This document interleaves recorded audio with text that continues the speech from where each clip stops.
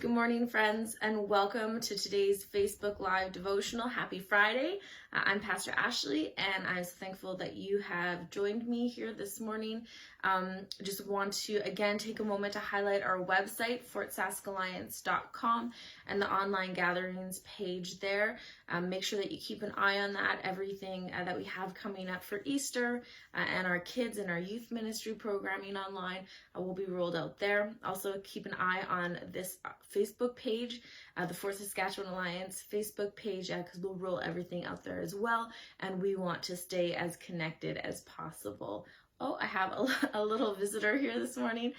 So we have talked a few times in the past week about the importance of being in the Word, the importance of prayer, and the practice of listening to what Jesus has to say to us. And so I wanted to take this morning and I wanted to just give you a couple of practical tools and ideas that I found useful in my own life, hoping that they will be useful for you. So I want to give a disclaimer before I start. Just because I have highlighted a certain pastor or theologian doesn't mean that I agree with 100% of what they say. Everybody is human. No one has perfect theology. We will once we get to heaven, but we don't now. So just know that there's something that I found useful from them, and that is why I'm highlighting them. So the first thing that I want to talk about is Bible reading. And something that I found really useful for Bible reading has been a study Bible. And so you can see I have my giant ESV study Bible. And I have found this amazing over the years. The study notes are really, really good. They're really thorough. They are historical as well as topical, which I really enjoy, getting some context.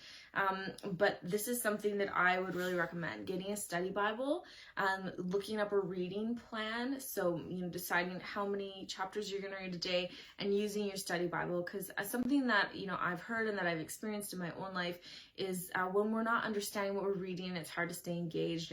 And the Bible is an old book, and we often need historical context to help it to, come alive, for us to see, some of the richness and the fullness there. So I recommend a study Bible. This is, like I said, is an ESV study Bible, but most versions make a good study Bible. So the next thing that I wanted to highlight is reading the Bible in a different version than you're used to. That can be a really exciting and fresh way to read the scriptures. And so, something that I did is I started reading through the Message. So I actually grew up reading King James Version and then kind of went over to the ESV mainly. And so for me, when I started reading the Message, it was a huge change, but it was really exciting to see the Bible just in a different and a unique way with that modern language. So try a different version than you're used to. I would recommend doing that. And again, find a Bible reading plan. The thing about the Message is it reads a little bit more like a story, so you can kind of just start from the beginning and go through. But yeah, give a different version a try. Now, something that I've enjoyed is One Perfect Life by John MacArthur. I've seen this done by other authors as well, where they take the Gospels and instead of reading Matthew, Mark, Luke, and John, they mix them all together and they put them in order of the events that happen. So it creates a really unique experience as well.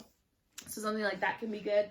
Another thing that I've really been enjoying is YouVersion, the YouVersion Bible app. So I've actually been going through a devotional with my family every day. So you just download the app, you choose a devotional that you want, and then you can go through, you invite friends to join you. And so you go through, there's a devotional portion, there's scripture reading, and then there's a place at the end where you can write your thoughts and interact with each other on your thoughts. And that's a really great idea right now when we're in isolation. It's just one more way for us to be connecting. But on something like YouVersion, you can also, in addition to doing a daily devotional, you can also select a Bible reading plan. And if you're someone who needs structure, who just sitting down with a book, sitting down with the Bible, that's overwhelming to you, and you feel like, oh man, I don't even know where to start. I don't know how to keep myself on track.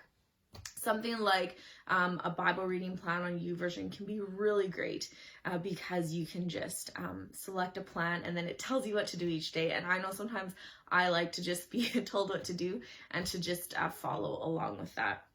And so that kind of, those are some of the ideas for Bible reading. One more that I wanted to list that I just remembered. I don't have one here with me today. So many of my books are at work in the office, but are commentaries. So, if you want to go a little bit deeper and you want to study a specific book, buy a commentary for that. Now, you can also find online commentaries and something like Bible Hub, Bible Gateway, there's online commentaries there, and most of them are free. So you can just go verse by verse and dig a little deeper in. And I know I've enjoyed the seasons where, I've chosen a book and done that. So one really great one that I did was Genesis, and it was really cool to get some deeper insight into that. So a commentary is also an awesome way. And if you like physical copies of books and you can afford it, you can order them from Amazon, for instance, and get those commentaries and amass a collection. I love hard copies, so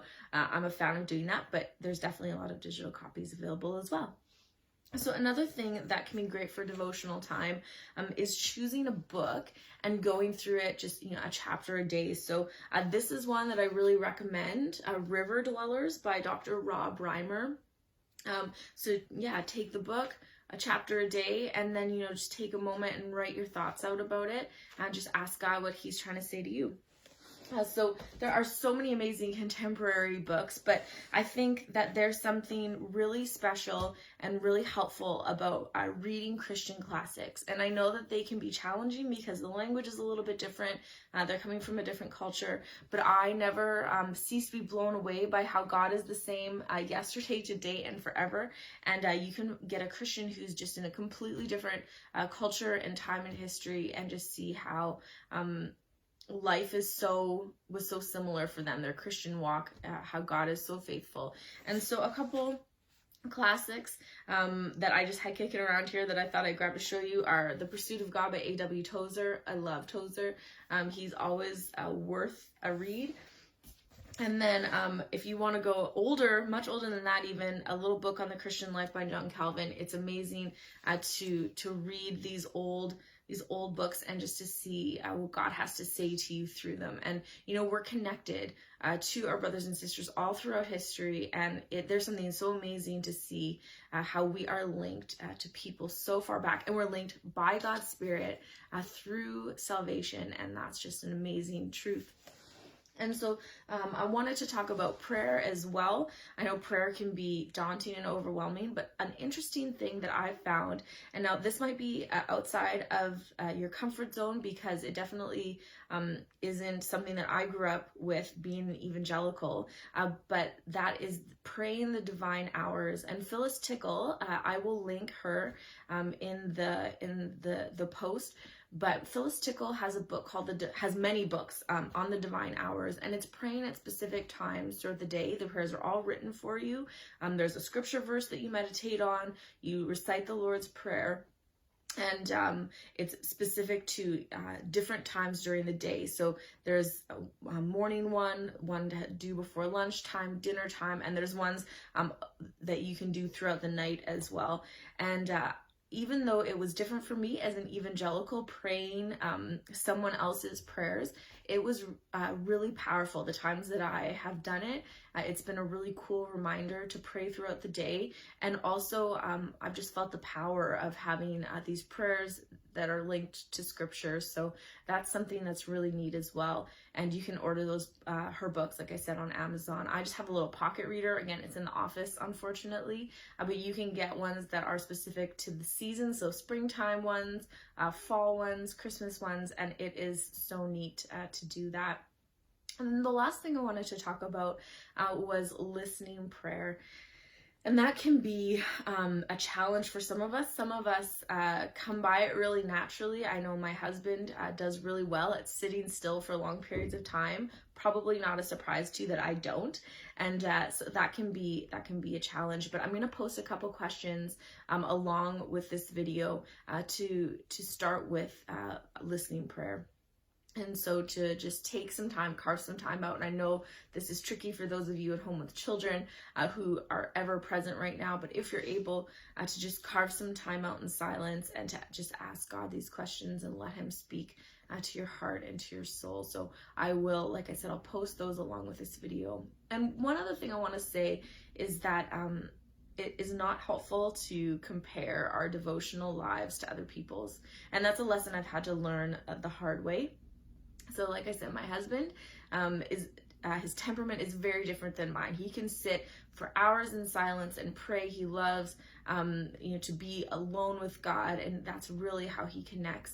And I'm not that way at all. And in the past, I really judged myself for that and felt like I wasn't as spiritual because I connect to God in different ways. But I want that actually brings me to another book that I want to recommend, because some of us have a little bit of extra book reading time right now. It's called Sacred Pathways by Gary Thomas, and I'm going to write that in the comments as well.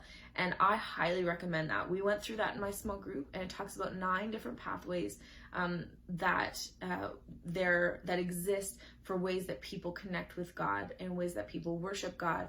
And so a couple of mine, for instance, are activism and living in community and service. And so, I've found the ways that I worship God uniquely, and that's been really helpful for me. So that's another book that I recommend giving a read. And not saying that I don't need to take time to be still and to pray, but just that I'm not feeling guilty that that's not my main way that I come into God's presence. So yeah, ask God what he has for you. He made you in a unique way. You aren't the same as anybody else, and he wants to speak to your heart and to your soul in a unique way as well. So I hope that some of these resources were helpful for you. If you have any questions, again, I'll link my email on this post, and I'd love to be chatting with you. And if you have any questions about who Jesus is and what he means for your life, I'd love to be talking to you about that as well. So friends, I'm signing off until next week. We'll be back on Tuesday for another 4 days of devotionals. So my prayer for you in the intervening time is that you would feel God's presence so near and so dear to you, that he would be filling you with joy and with peace and with power. And I also wanted to say that I'd love to hear the different ways that you find to connect with God through prayer, through the scriptures. So comment on this post, and I'd love to be hearing how you engage in your devotional life. So friends, I love you. I'm praying for you, and I pray that you have a great rest of your day.